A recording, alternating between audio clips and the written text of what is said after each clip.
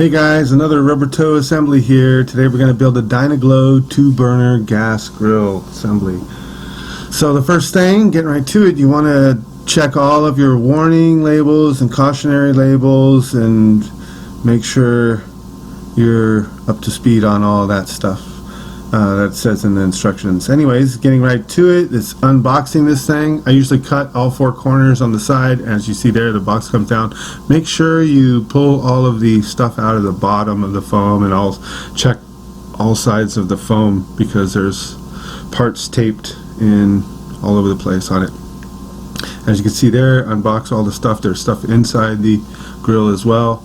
On to step number 1, part 1. Is putting the legs on and the wheels on, I think is part 2. So here we go with the legs. You just go to your little hardware pack there and cut out 2 little screws. I think they're called AA. Yeah, they're labeled AA. And these little plastic legs go in the bottom. As you see there, there's a round side and a flat side.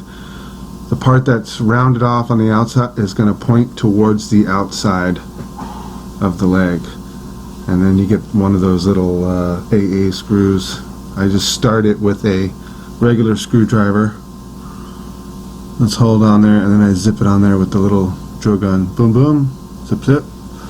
And then the other side goes on the same way, the round side facing out, and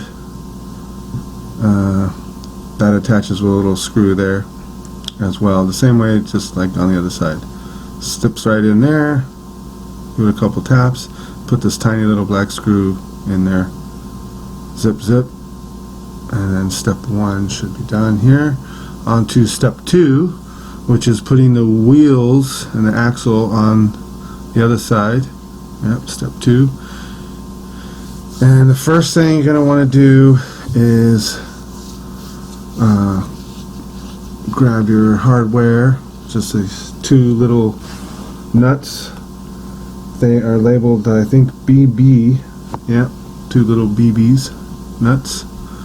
And I go ahead and I put one on the end of the axle rod first, and then I slide it through. You can see the pretty end, the show end, facing outward.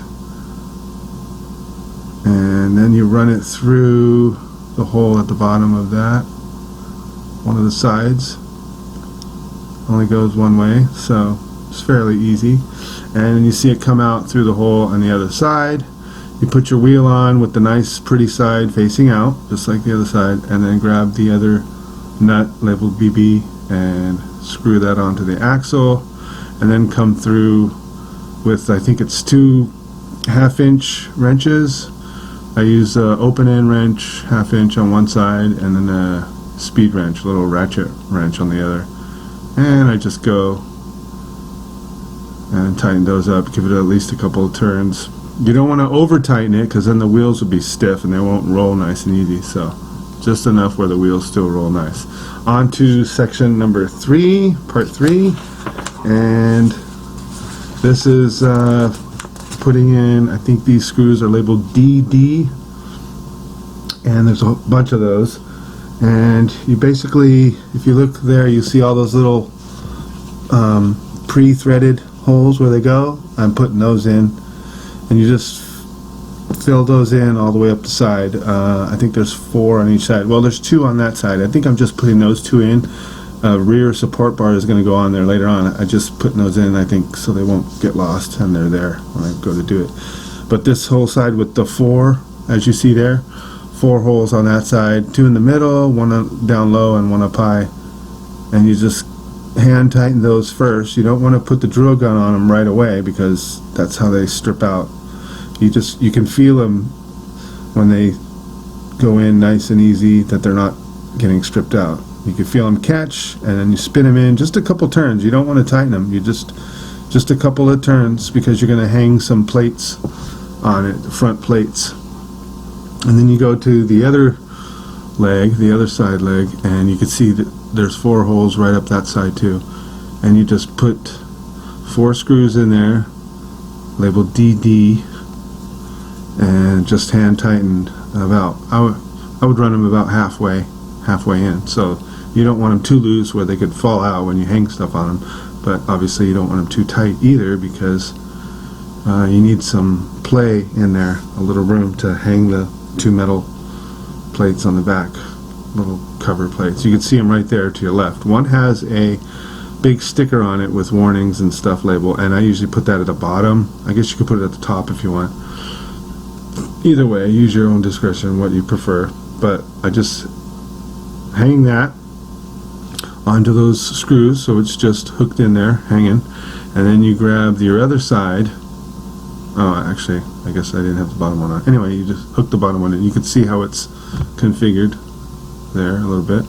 Okay, so both top and bottom are hooked in, and then you grab the other side of the barbecue side wall, and it has those screws that you just inserted, and you just hook that in the same way. It drops right in, hooks on, and even though the screws aren't tight yet, it's holding it together because it's just hooked on. And I should have done this one with the label first, because of you can see the way it hooks on. Boom, boom. I guess I managed to make it work. Yeah, we just lift it up and make it work.